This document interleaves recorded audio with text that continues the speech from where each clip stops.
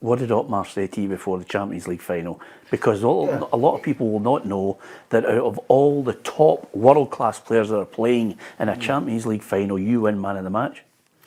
Yeah, we trained the night before. He showed us Juve playing in Dortmund. He showed us things of him, and you didn't need to be Einstein to sit and go, well, Zinedine Zidane's the best player in the world. Yeah. And you look at their team: Vieri, Bosic, Del Piero, Zidane, Deschamps, Vukovic. So this is you telling me there's no duds in their side? Well, I couldn't find one.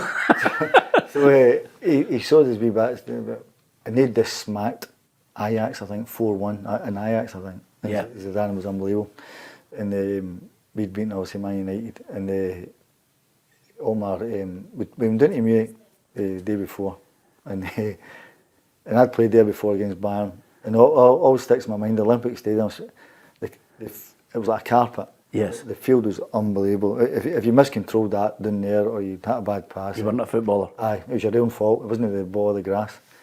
So I thought, let's look at this. This is going to be unbelievable. So we done a normal training before the game. It was always dead light, and he pulled me over. He said, Paul, he said, the only giving you one bit of advice. He said, if you get the ball, look for the diagonal. He said, because I don't think Perucci's big at his back post. And he said, Perini was no strong at his back post either, because Perini played. Yeah. So I went, okay, no problem. We go back to the hotel, wake up in the morning, normal stuff, have breakfast and things like that. And then I was no nerves whatsoever, you know, none. Time to go on the bus. And Manny used to do our meal for us and all that, and clean the boots, and a great guy, he was brilliant. And he lit up his cigarette and he says, how are you feeling, Paul? I says, Manny, I'm ready. I went, how are you? He went, I'm nervous. As soon as he said that, my stomach just went, I went, Jesus, Manny's nervous. I go on the bus, the lads are deadly silent. And Stefan, I go sit beside Stefan, I see Stefan's knee kind of going like that, you know. I went, are you alright? He went, yeah.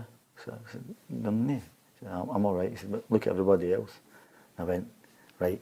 And in my own head I went, he's won the World Cup, he's won the World Cup, he's won Serie A, he's won Serie A, he's won the Euros, he's won the Euros. There wasn't a peep at them, you know. Yeah. They get quiet. I thought, well, they're bang on it. So the way the bus went into the Olympic Stadium goes into the corner. So you had to come out the bus and go on the track, the running track, and then into the tunnel dressing rooms. And I swear to God, we went in there, and it was half yellow, black, full. Stadium was full. Bear in mind, this would be an hour and a half before the game. Yep. And all black and white. The stadium was full. And then the orchestra is rehearsing the anthem. Yep. The Champions League anthem, and the yellow and black flags are going there, and the black and white are going there. And it was jumping, absolutely. And I went, wow, this is proper. Went to the dressing room, and Otmar done his normal stuff, and then the two teams come, and then we take the mascot. And at that point, Livio, I never really looked at anybody who I played against. I knew I was going to come up against Zidane. I knew the thing that struck me with Zidane was how big he was. Yeah. And I knew he could glide. He had that glide. That great skill either foot, didn't he? Aye, he had a brilliant glide. And but Livio had a big ink thing on his hand, you know. And I thought, what's he got on his hand? He's turned his hand round and it said 3-1 in numbers, you know. Yeah. So I said to Paolo, what's he got in his hand? He went, he does sometimes like try to predict scores for big games. Wow. And he had 3-1. He was right with the 3-1 because it was 3-1 for us at that time. Quickly trying to wash the ink off. Aye. And we took the mask off and we went to, and it was just, the noise was just deafening. I thought, because you walk by the trophy, don't you? You walk by it, and I thought, please, if there's one game you need to perform, that you have to perform here. Yeah. But I knew my role, and I met Zidane a few years after, and I had a laugh and a joke about this whole thing, because I think that killed Juventus at that time. Yes.